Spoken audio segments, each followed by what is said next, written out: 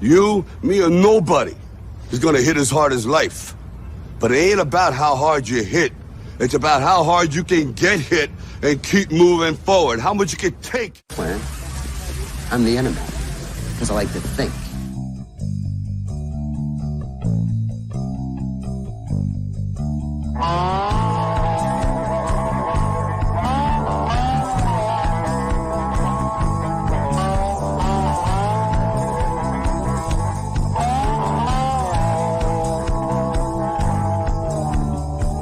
You can travel like a Bobby doll. You can hang out like a biker's mom. You fit in anywhere you go. Bring your own style just to steal the show. You shine it so loud when I'm slowing you said. Drink with a light, you drink and smoke on your bed. Love by all yourself, you know.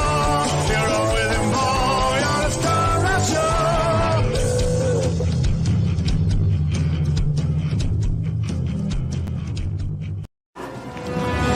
If you go to Troy, glory will be yours. The world will remember your name. Achilles!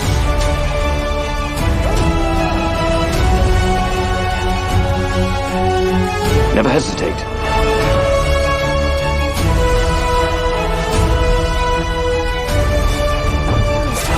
Get up, Prince of Troy.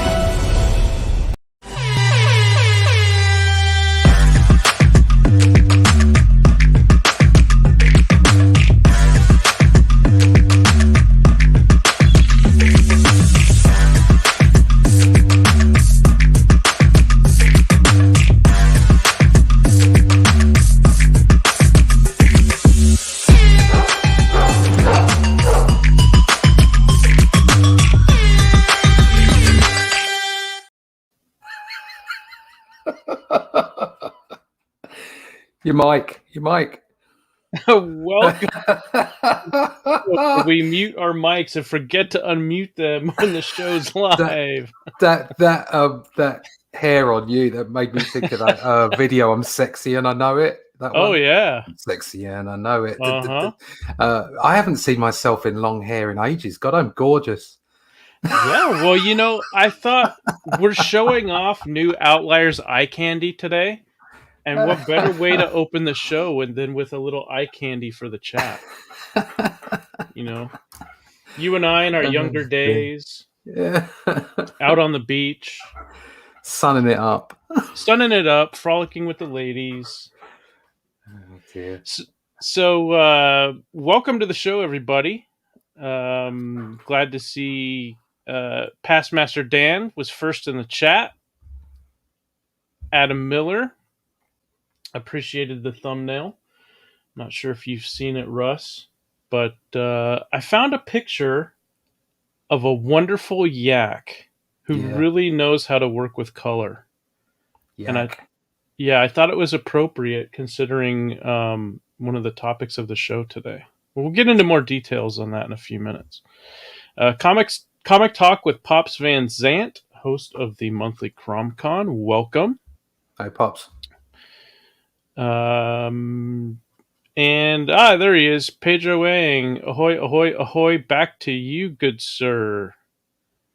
NTM Comics, welcome Noah. Good to see you. And Amanda B says you guys got it going on. Yeah, well, you know, back in our day, we really knew how to get the guns out when the sun's out. If you know what I'm saying. I used to turn the young ladies' heads. Well, I mean.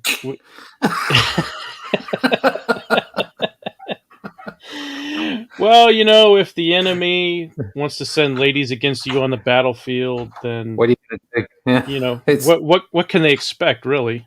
Equal opportunities. I'll murder anyone. Well, you know, you're very progressive in that way. You hold no biases towards ladies or I have men an opponent or lady men. Lady Exactly. men, many ladies. I know. They all get the same treatment on the field of battle. A lot, yeah. They all suffer the heel of my axe. So we weren't here last week because my life was going insane. How have you been the last couple of weeks, Russ? Yeah, insane. Yeah? It is utterly insane at the moment. I'm hanging on with the schedule. I'm still there, but I have a ton of work stuck on top of it. Mhm. Yeah, I've just been having to extend my working day, shall we say, Mm. a little bit, and so I've kind of extended a couple hours either end, Mhm. and that's just about doing it. But it is. I'm under quite a pace at the moment, but I am enjoying myself. So what the hell, doesn't matter. I'm enjoying myself, and I'm getting paid for it, which is good. And it really, one of the highs of this week was actually seeing something that you're going to be showing a little later on. Yeah. Good week, good 2 weeks.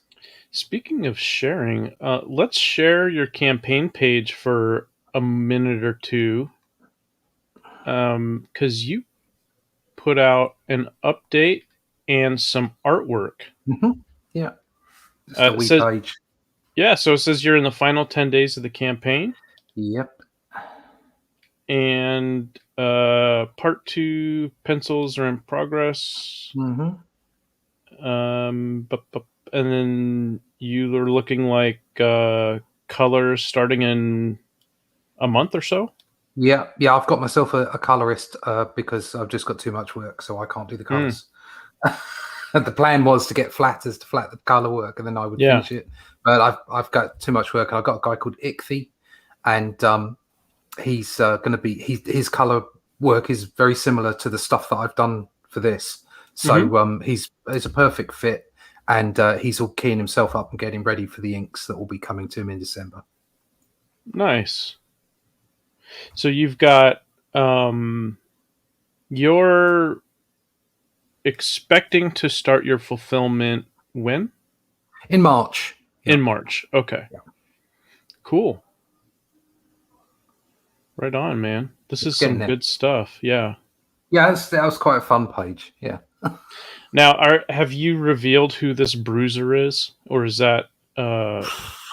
He is one of the Mecha Horde. There's no. I call them the Mecha Horde. We haven't coined a phrase as yet. They're just bastardized versions, mechanically bastardized versions. They're like brought back from the grave in some cases. Horde, a mixture of Horde and some humans as well that have been that have had mechanical extras added to them, and that's part of the story, part of the Tech Stone story. So. Got it. Cool. Looking good.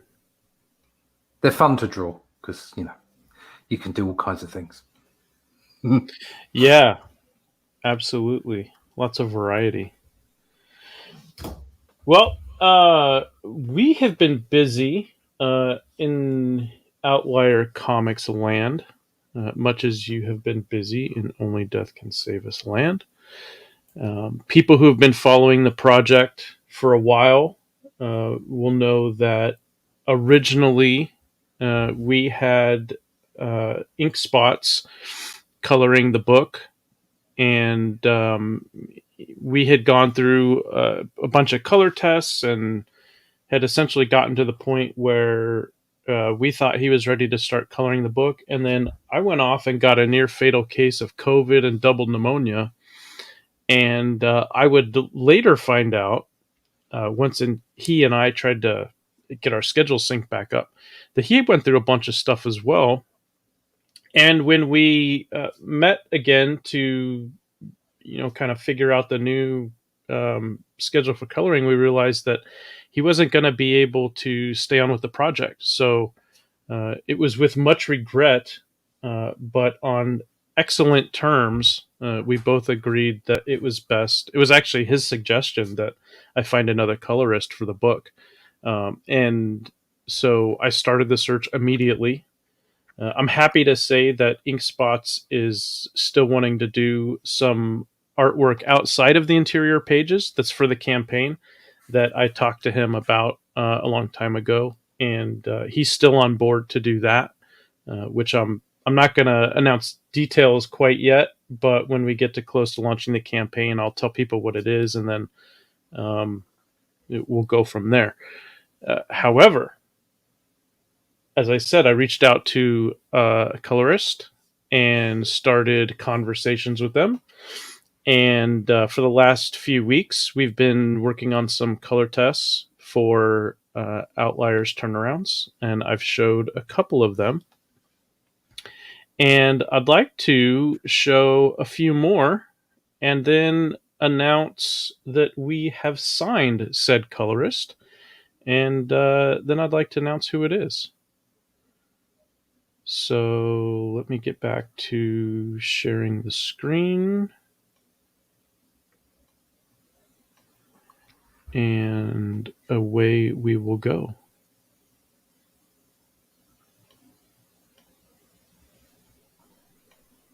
Woo-hoo. Okay. There we are. So first up, we've got the Saint. And there was a little bit of a back and forth on exactly what shade of blue to make his costume.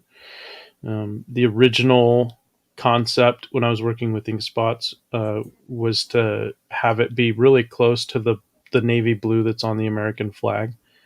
That was with a certain style in mind that ink spots was going to bring to the project.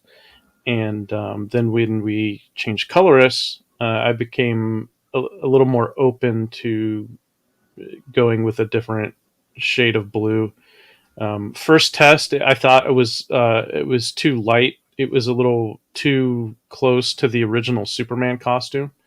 And even though the Saint's costume is definitely inspired by classic Superman and classic Captain America, I didn't want the color to be too close to that.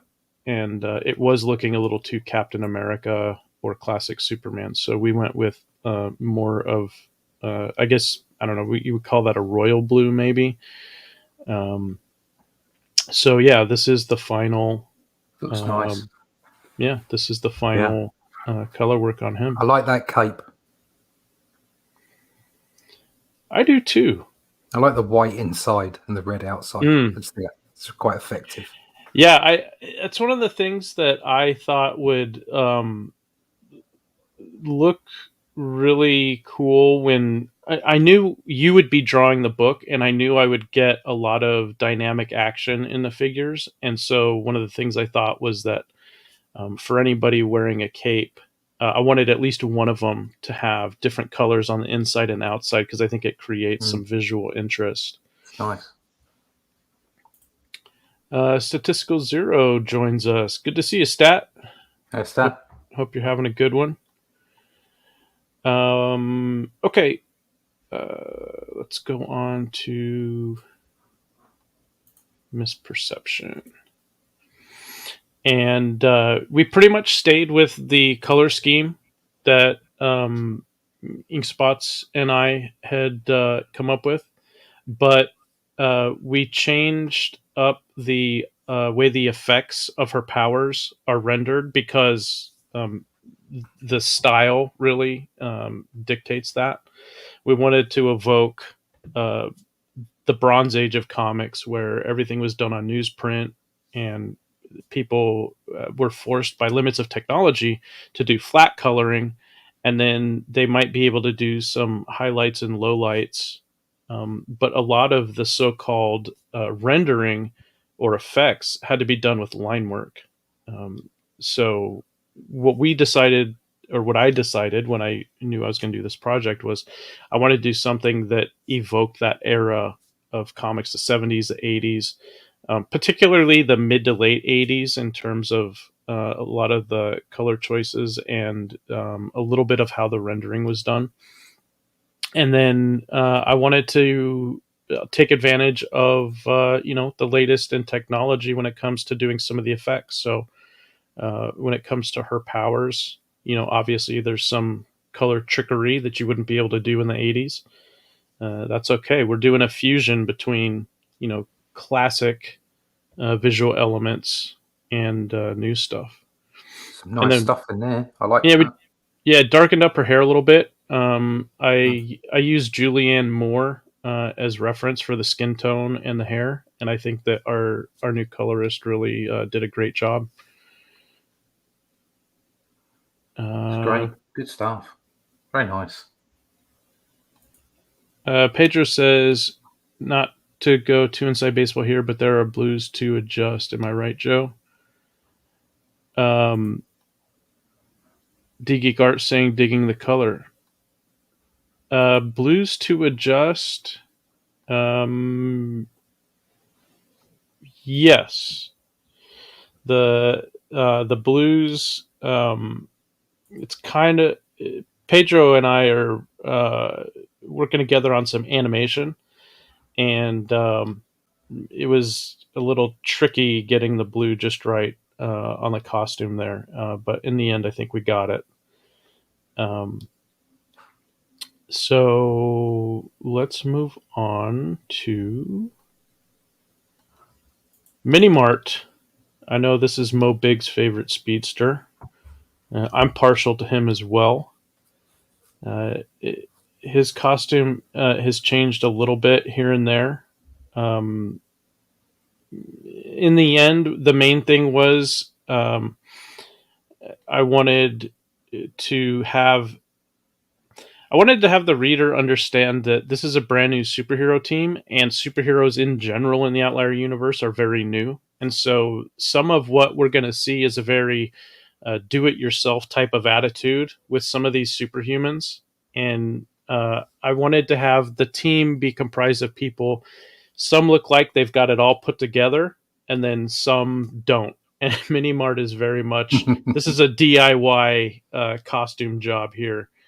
And in the beginning, he's wearing a helmet because he's trying to get used to his powers, where he's processing information at the superhuman speed while he's moving at superhuman speed. And in the early days, he couldn't quite get things synced up, so he was running into things a lot. He'd knocked himself out a few times.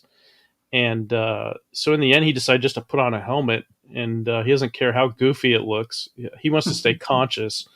So, and then because his power is fueled by sugar, his body metabolizes sugar and converts it into this superhuman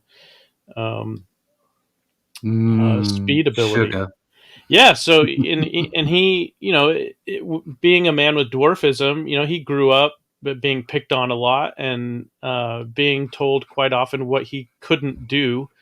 And so when he got his superpower, this was something that he could do that no one else could. And he likes to do that as much as possible. So he's always got his fuel, which in this case is junk food. So he's got his soda and his Twinkies and his energy drinks and his gum and his lollipops and his candy. And he carries it around with him in chapter 1.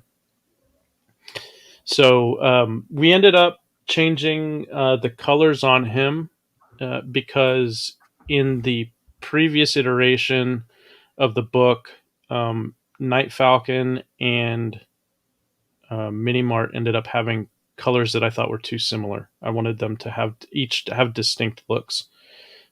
So we changed him up a little bit, brought some green into the mix, and then still kept some of the original blue. So that is him. Moving on, we've got Agent Maria Santos, government liaison for the team, and she is the middle manager, you might say, when it comes to dealing with the government. The Outliers are a government-sponsored team, and so she deals with government bureaucrats on behalf of the team, both for good and bad reasons. We'll find out as the series goes on that there's a lot of complications that arise when you are working for the government in the capacity of a superhuman team. And so she's involved with that, and then she also runs interference with the public. and the government doesn't like their superheroes getting too friendly with the public because they like to keep a lot of stuff secret. So Maria also has to handle things like publicity. Pedro says J-Lo inspired, I see. Very astute. J-Lo was not a direct inspiration, but I can see how you would think that. Maria is half Mexican, half Cherokee Indian, and J-Lo's Puerto Rican. So there's definitely some similarities in the features there. And as we see, Maria's caboose is in full operational order. She knows how to use it and has no problem using her looks to help her in doing her job. And that's one of the things that you'll see in the Outliers in the book, that we have no problem showing good-looking people looking good. And speaking of good-looking people, look at this fine young gentleman. Terence Hightower, otherwise known as High T. This is in his normal form. And then if he experiences intense pain or a rush of adrenaline, that will trigger the transformation of his massive form. And I told our colorist, this guy essentially is still living in the 70s. He buys vintage clothing whenever possible. He's always going to, secondhand stores and swap meets and flea markets and whatnot, yard sales. And I can hear him cussing me out in my head. telling you to get off his lawn. Yeah.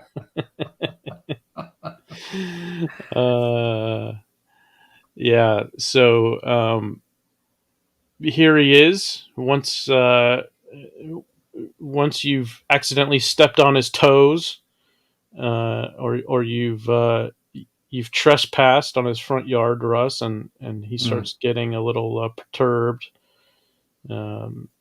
And one of the things that we'll find out in chapter 1 is that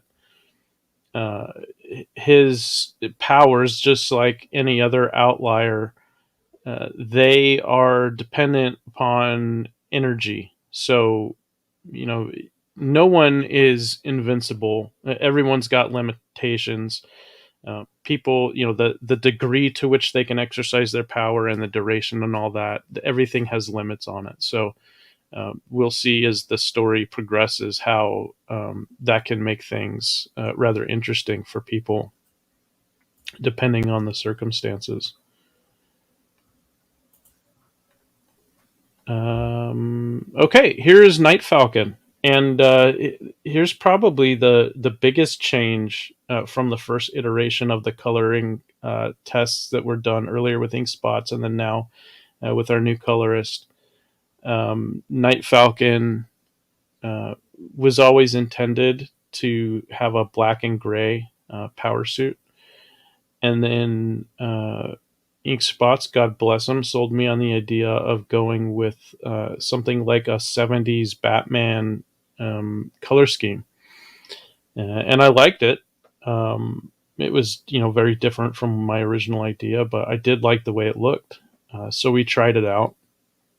But the more I thought about it, and after Ink Spots was off the project, the more I thought I really wanted to go back to the original idea. And so when we were in the testing process for this iteration, this is what we came up with. And I'm really happy with it.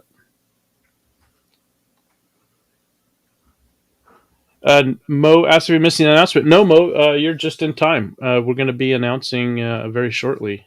And hello also to Phil from Zaid Comics. Good to see you guys.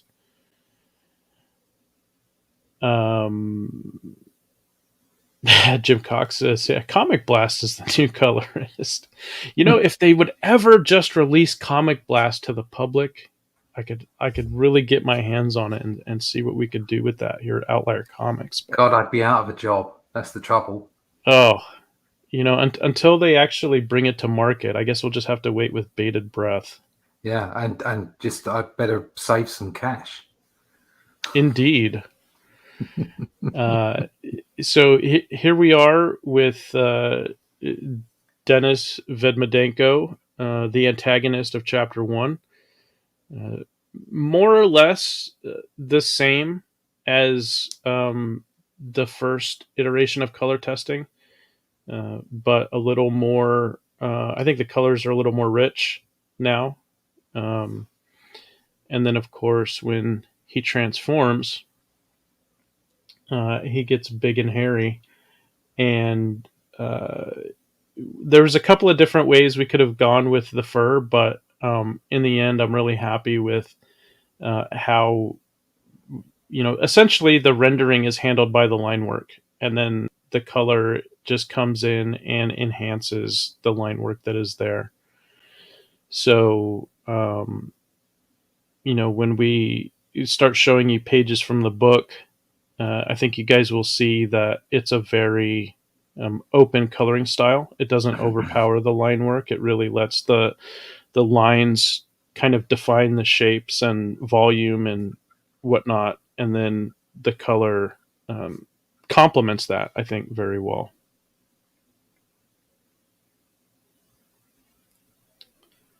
And with that, let's show the first page of the Outliers, Volume 1, colored by the one and only Matt Yackey, who is officially the colorist for the Outliers. If anybody is not familiar with Matt Yackey, he's got a long and accomplished career doing color work for such little fly-by-night companies as Marvel and DC Comics. I do believe he's done some work for Image. You may have heard of them before. Chang. Most importantly for me is that he has done a lot of independent comics work that looks fantastic. And he most recently has been coloring Black Flag. So without further ado, let's get his work, his first full page, up on the screen. It would help if I actually pressed the share button, wouldn't it? There we go. Let's try that on for size. Nice. It's autumn in the forest. Yeah, we're in the North Woods of Maine. It's in the autumn. Leaves are changing colors.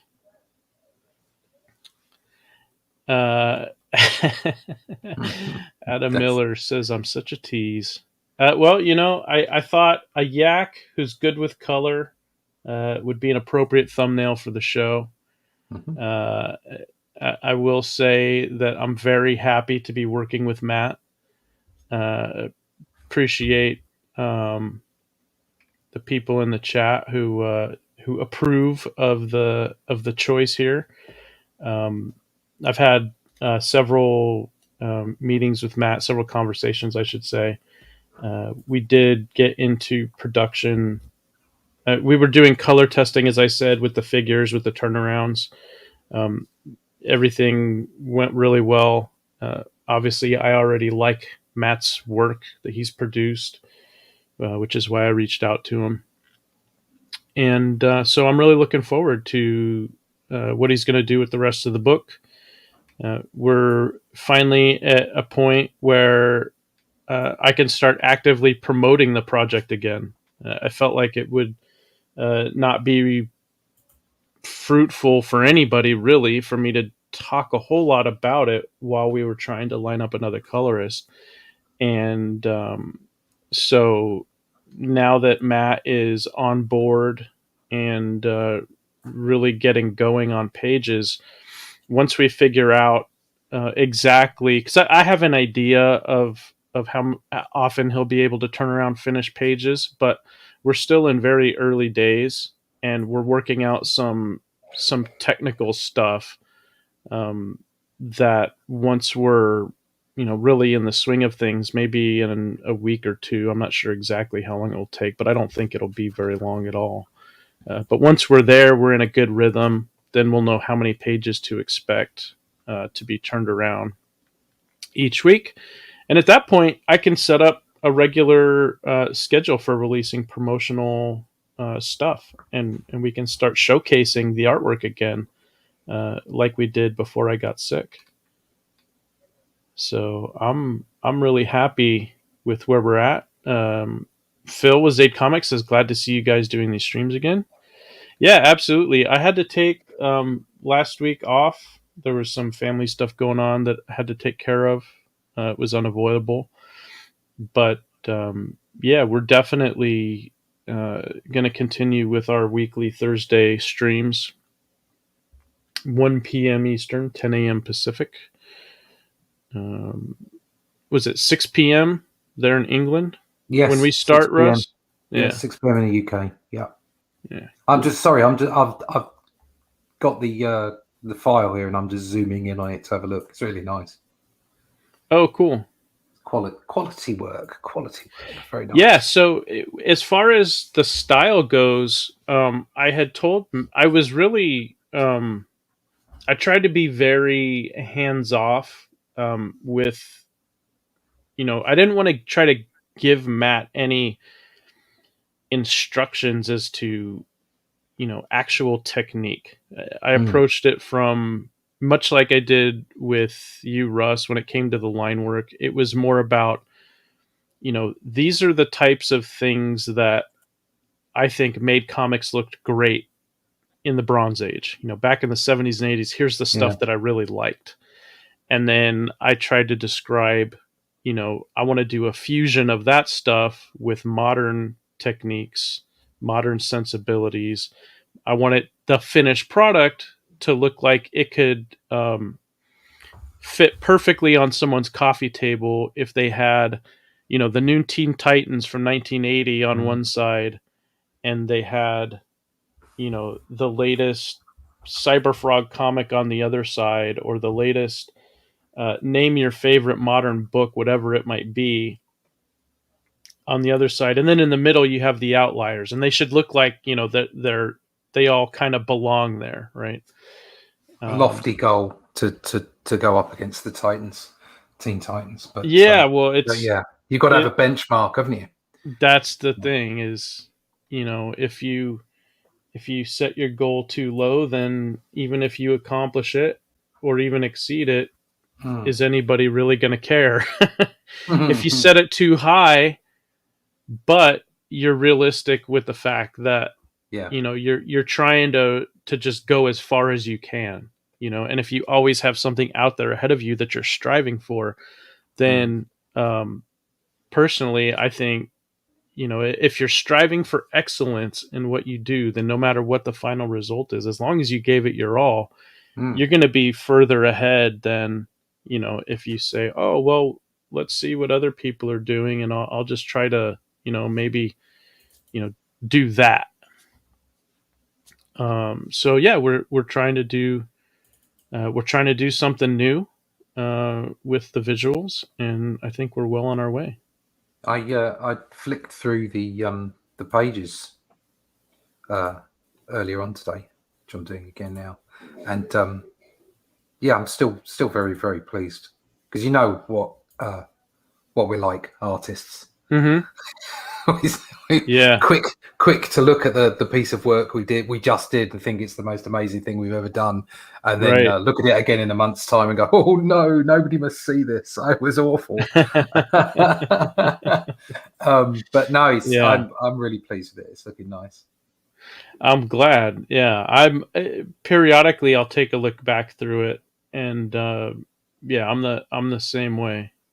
I'll always be able to look at it and go, I prefer my lines like this, or maybe I could have done better there, because that's just a natural thing. You're always going to progress. but Yeah. I can look back on these pages. I know, and but people must be thinking, look back, you only did it a couple of months ago. But like for an artist, when you're working constantly every day, a couple of months is a long time. And you look back on your work from a few months ago and you think, oh God, what did I do there? No, but no, it's good to look back on things and think, yeah, I've kind of got to a level where I'm not too upset with what I did several months ago. Certainly this is fun stuff. I enjoyed doing it, and hopefully it's come out on the page. Yeah, well, Adam Miller said this page pops like Bronze Age comics, is vibrant like modern comics. That's a great choice, Joe. Thank you very much, Adam. Appreciate you. Is. Yeah. Amanda saying congrats on the announcement. Thank you. Appreciate it. And Phil from Zaid Comics says this seems very much like the Teen Titans of CG, classic superhero. Thank you. I'm happy to hear that. I did definitely want to come up with something new, but if we hit our goal, it's the kind of book where people will read it and they'll see, obviously, these are new characters, new stories, new setting, new universe, but a lot of the look and feel comes across as familiar.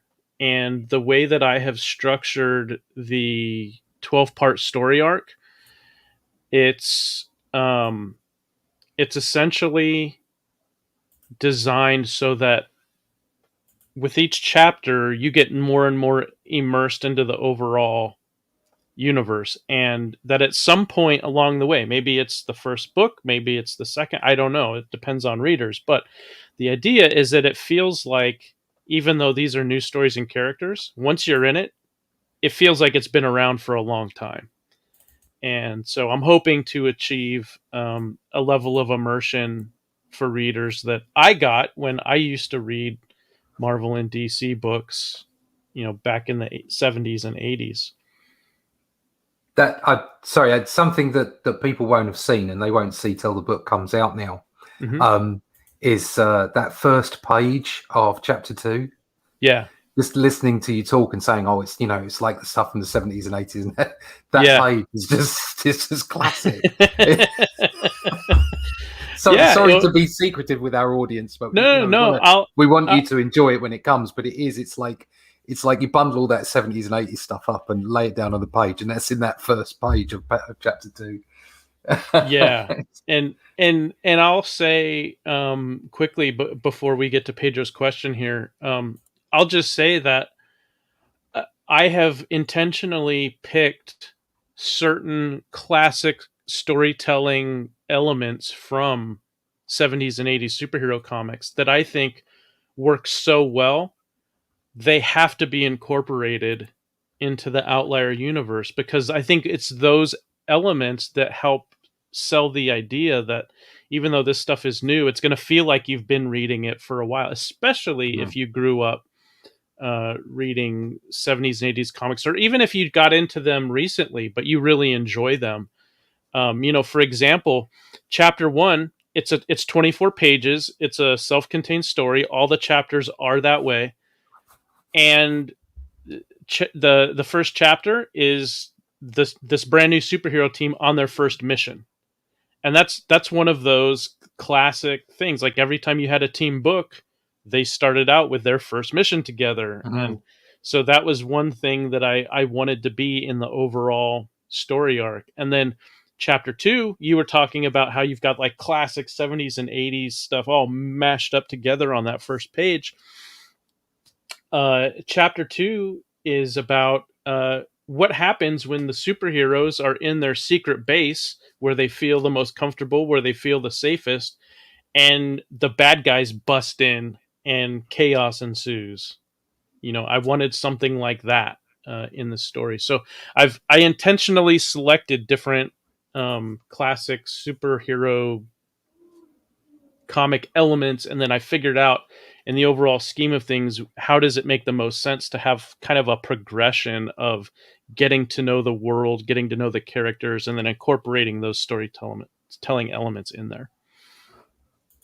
So That's Pedro cool. says he has a question for you. He says, because it's happening to him, Pedro, as an artist. He says, do you feel that drawing at the pace we're drawing 1 month feels like a year, as in seeing our art as old?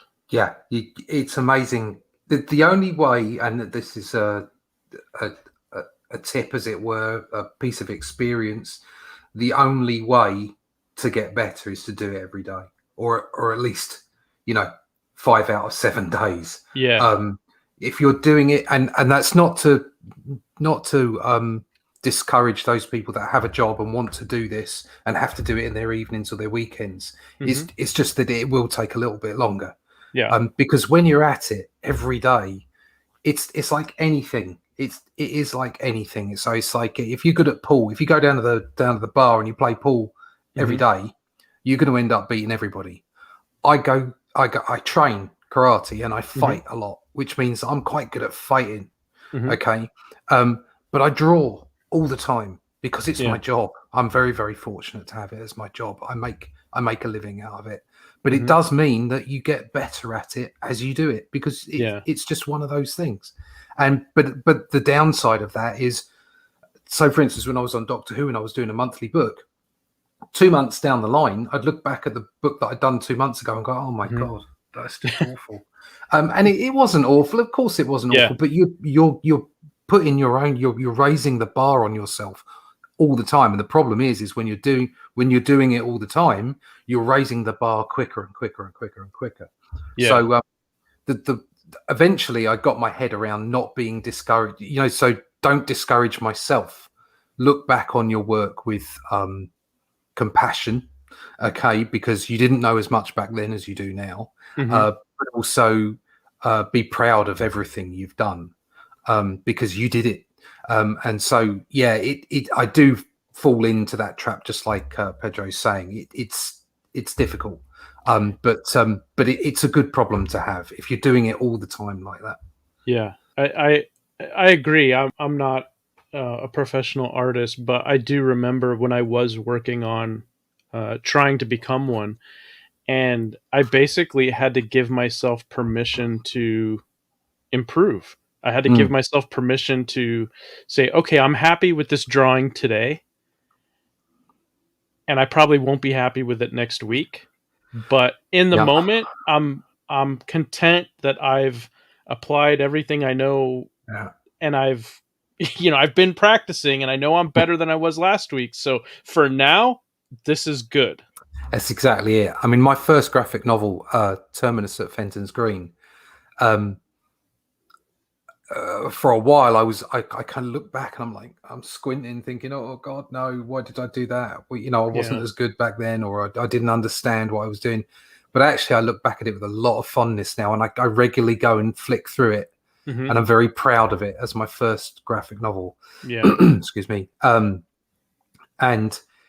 I can see a lot of the elements that ended up working and those that I got rid of, and in that way it's a great lesson. And it's something to treasure, something to be proud of. So you should always be proud of your old work. It's like your art teachers always say, never rub anything out, which is rubbish. Of course you're going to rub something out, but just being aware of collectively of the work that you've done up to this point. Right. Yeah, and I think that goes for not just artists, although that often, whether you're talking line work or color work, that usually is what people think of, because, this is a visual medium. But the same thing goes with writing, lettering, editing, any creative venture, any creative venture for sure.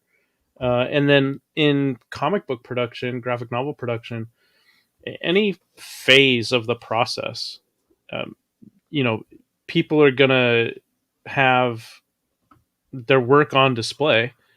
I would certainly hope that people who are, writers, for example, if they're doing what they feel is their best work, when that work is put into print, then, mission accomplished, job well done. I would hope that we would all get better the longer that we do whatever it is we're working in.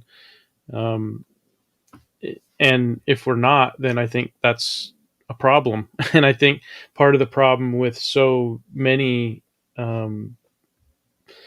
people that have been in the business for a long time, they got to a point where they felt comfortable, particularly mainstream. I don't know if people in the indies, if you're doing indie work full time, I don't think you can ever get comfortable, because you're always, hungry for that next paycheck, and you're always, scrapping and really trying to put your best foot forward and get that next gig. Cause you're not necessarily under contract for more than one job at any given time. If you can, you try to get 2 or 3 jobs that you're working on simultaneously, and then try to keep that. But you're always hungry. You're always scrapping. But if you look at the artists back in the 70s and 80s and further back, the 60s and the 50s, so you go back to, Golden Age, Bronze Age, and Silver Age, a lot of those guys were knocking work out at an incredible rate. Just you go back to the King, Jack Kirby, but you look at Buscema and his brother, and Ditko and the others, and they were knocking work out really quickly. Because they were getting paid by the page. And it wasn't a huge amount. And they wanted to make money. That's what they did, and they were hungry for it. And hungry, I mean, I think sometimes those artists can be dismissive of their own work, especially John Buscema. He didn't see it in the same way as he saw his other work. But it is classic stuff, and it's because they had natural storytelling ability. That's why it looks so good. You may well have better technical artists nowadays, but and I think Jim Steranko was talking about this the other day on Twitter. We're losing storytelling, and part of the art. And I'm not just talking about the art of drawing comics is the storytelling. Okay. But part of the physical art itself, you just looking at a page just to look at it as an illustration. Part of the magic of the page is the fact that it is telling a series of events. It's telling a story, and there's no other art form quite like it. And so there is this natural progression if you're constantly doing the work that you will see over a period of time. Very few people turn up and are just perfect and off they go. There's only a few people that I can think of that have turned up straight out of university or whatever they've been doing, art college, and been the finished article already, and really, really good at it. It's all about progression. That's what it's all about. And I think that one of the big things for me with the Outliers, specifically, was in wanting to bring back classic superhero storytelling elements. One of the things about it was that the storytelling part was so clear in almost every comic that I could have picked up on the stands in the 80s. It wasn't difficult. You don't even have to read them, really. If you know the characters, especially, you could just pick up a book and just flip through it, and you understand what happened without reading a word. And when I reached out to you, Russ, it was one of the big reasons was because I knew that I needed to find an artist who was going to be able to tell a story visually, not simply evoke a particular drawing style. Thank you. Yes, and that is actually the most important thing to me, telling the story. If I could just be a penciler and trust a partner to an inker to do it justice. And I'm sure those inkers are out there. I'm not saying all inkers are the same. They're not. Of course they're not. I just haven't found one yet, and I haven't found one for the right price. Okay. Right. But if I could be in that kind of partnership, I would just churn penciled pages out constantly. That would be all I'm just interested in getting the story to work, to the point that when I work with anybody who's producing a script, I mean, I've had scripts recently that I won't divulge, but they've missed panels out Mm, So yeah. the script writer will have written the script, and it's a perfectly acceptable script. It works, but in my view, it needed more panels. It Yeah. needed to have an extra aspect to the, and I think that's where, without sounding arrogant or shouting my own, tooting my own horn, I think that's where my strengths are. I Mhm. find those things. That's what I look for the story before I look for the art. Yeah. And I make a story. I want to make sure that the eye can follow it. The important thing to do, and it's always a great test. I mean, everybody knows about this, but you should be able to look at a set of pages without the script Mhm. once they're done and follow the story. You Yeah. might not know the nuances or the detail, but you can kind of see the progression of how things are going, where the people are, or where the Mhm. characters are, sorry, and what's going on in general. And if you can't do that, then you sequentially, from the art perspective, you're disjointed and you're not actually telling a story. You're just laying lots of illustrations down in panels. Yeah. Yeah, and when that's where there are so many artists, independent, mainstream, you name it, who are excellent pinup artists. They can Yeah, do a static illustration and it looks fantastic. But then they start trying to tell a story with sequential yeah, images and it just falls apart. And yeah. I mean, they're I really, know I've got a long way to go with my art. That it's never a finished uh, uh, deal. Um, I'm never a full package. You always got a long way to go. I'm confident in my abilities, but I've got a long way to go. Lots to learn, and I know that there are much better artists out there in the mainstream and in the indies. But I will go up against anyone Mhm. for storytelling. So Yeah. as far as rendering, as far as anatomy or scene, backgrounds. Okay, fine. I'm sure there's plenty of artists out there much better than me, but storytelling, I would say I do a pretty good job of that. Mhm. So I will Yeah. shout that one. Yeah, no, it I'm glad you did. I mean, I have told people before, I don't mind saying again that when you and I were first talking about the project and how we were going to work together, I basically said to you, because I had already looked into your work, and I knew that visually everything that I was looking for was there, and I was very confident that by just talking through the project with you, that we would be able to establish a visual style that Mm, um, works for the project very well. And but what I said was, I can either give you a full script, and I can have this thing really tightly scripted, or we can work Marvel method and we can really collaborate. mm, Um, and so we ended up going Marvel method. So I gave you a script outline, and anything that was critical that had to be a certain way, I called that out. yeah, And then in a lot of other ways, rather than telling you how many panels had to be on a page, I said it's things like, here's the three things that have to happen. Here's what the reader should be feeling when they look at this page. And then I just opened it up for you to tell the mm. story how you see it in your mind.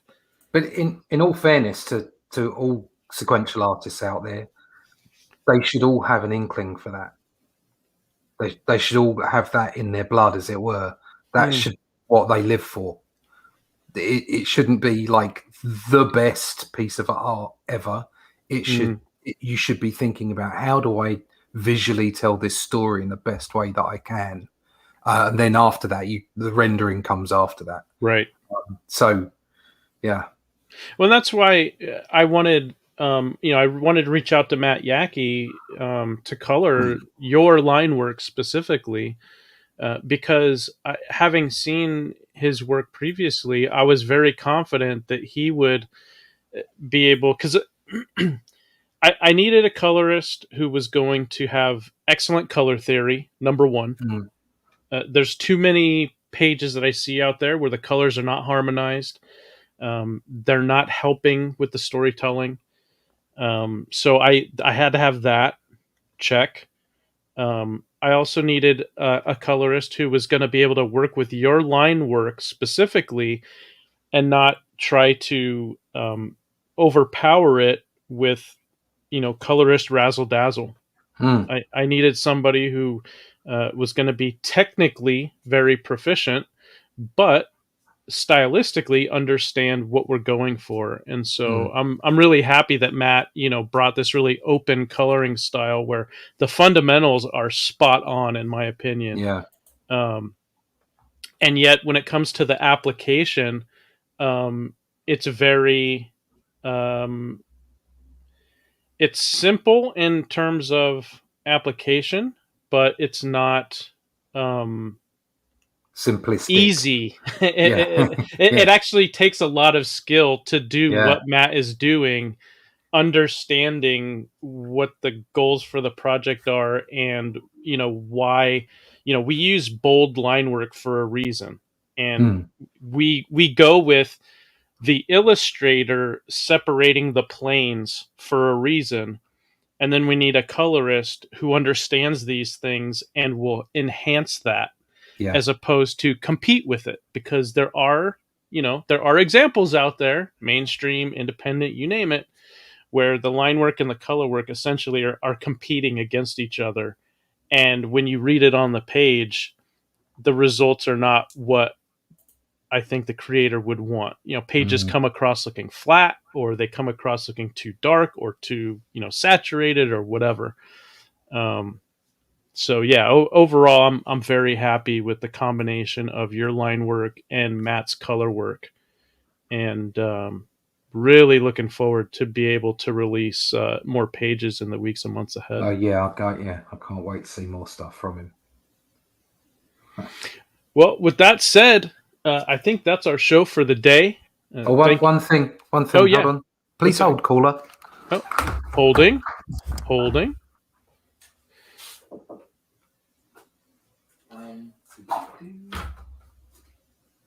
We've got a special surprise, apparently. Thank you all for your patience. We appreciate it. Oh, look at that. Sim Potier is in the chat, and here we've got... Yeah, I got several books in the last week, but this is the only one I can remember where I put, because I've just got a massive library up there. So I got this one I picked up again this morning and had a flick through. Nice work, Sim. Nice work. Very nicely done. Lovely stuff. Thank you. That's always a good day when I see people getting their books. Yeah. So I got that book, and I got the a couple of weeks ago, or it might be a week ago, I got like the Christmassy one. I'm just so awful with names. I'm sorry. Is that bric-a-brac? Yeah, bric-a-brac. That's it. I got that kids one, and nice. Oh wow, there are just some great books out there. I was skimming some books the other day. One I saw today actually on Indie Vault, and I'm going to have to go back and find out about it. And it was like, I think it was like Goth Girl or something. It was just brilliant. I think it might have been a Kickstarter. I wasn't sure. Beautiful artwork. It looked really good fun, and that's what you want. You just want a fun from a book. You want to be able to read it. You want to be able to enjoy the story, and it's most important that it is a visual feast, and that it is something that you want to go back to after you've read the story and just flick through and enjoy. And one of the things that I have advertised to potential readers about the Outliers, but I've also advertised it to artists that I have, recruited and hired, is that the Outliers, above all else, has to be fun. It has to be fun for the reader. And thankfully, because that's been such a priority to tell fun stories, the production process has been fun. Working with you to come up with the line work, and working with Matt so far. When I was working with Ink Spots, I had fun. When I've worked with Matt, I've had fun. When I've worked with you, I've had fun. When it comes time for the lettering, I expect to be having fun working with Eric Weathers. I've worked with him before and had fun. So Yeah. I really think that comes across in the work itself. Yeah, definitely. I mean, I got Eric to letter the first. I'll be getting him to do the whole of the book, but he did the first part of the book for me last month, and he did such a cracking job. Yeah. Really, really good. So I'm now looking forward to finishing the pencils off, getting them off to Rick, getting it scripted, and then getting the script over to Eric, and just seeing how it comes out. But I have to say, seeing this has got me stoked. I really want to see the rest of the book. Well, you saying that, Russ, reminds me that now that Matt Yackey is on board and coloring the book, and now that I can actually publicize it and I can start figuring out like a promotional schedule and everything, I can also finally come back to the script and I can customize it to your line work and Matt's color work. Yeah. And so that's really exciting for me, because I basically didn't allow myself permission to get back into finishing up the dialogue and really customizing things to the artwork. I didn't give myself permission to do that until I had a colorist under contract and we were turning out pages, and then I could finally get back into it. So it's something about seeing that finished page with the lettering on. It's just, man, I can't wait, Russ, because after I come back and I polish up the script, customizing it to the art that we can finally see. I'm going to be giving it to you and giving it to Matt and getting your guys' input, because I really want you guys to feel like, we're telling the story together. I cannot stand the attitude when a writer thinks that they're the bee's knees, and without them specifically writing that story, these are all team efforts. That no one's going to enjoy it, or an artist who doesn't really care what's written, as long as they get to draw all of their little flourishes and do their visual gymnastics. And it's so obvious to me when I pick up a book and that's what has happened. And it's gotten more and more important to me that when I pick up a book and I read it, I really need to see that it is a team effort, and people on the production team are really appreciating what the others are bringing to the table, and that the sum total, is much greater than all of those component parts that, if you were to just add them up on their own. Yeah, definitely. I mean, obviously with my first book, I didn't get as much of that. Rick was on the writing, but pretty much everything else I did myself. This second book, it's not like that at all. I've got lots of people working with me, and it's a completely different experience. Being the artist and the project runner isn't necessarily a good idea. Because you really have got the two heaviest jobs to come up with. But it's really good. I mean, and there's something about, I mean, I do, I'm on monthly stuff as well at the moment, and bi-monthly in the new year. But then I'll have 2 graphic novels out next year. I'll have yours, or ours, whatever. And obviously Only Death 2. So it's like, that's what I wanted to be, prolific. I wanted to make sure that I got lots of work out there. I could see my own work grow, and I could see the responses that I'd be getting to it. And the only real way to do that is to work in teams, because it means that you get that much more volume out the door. Yeah, absolutely. Well, on that note, we're going to close down the show. Thank you very much, everybody, for joining us. Really appreciate it. Glad you guys enjoyed the announcement of Matt Yackey as the Outliers colorist. Glad you enjoyed his work, and we're looking forward to bringing much more of it to you in the weeks and months to come. So let's all make it a great day, And we'll see you guys again next week. Don't let authority stop you from doing what you love.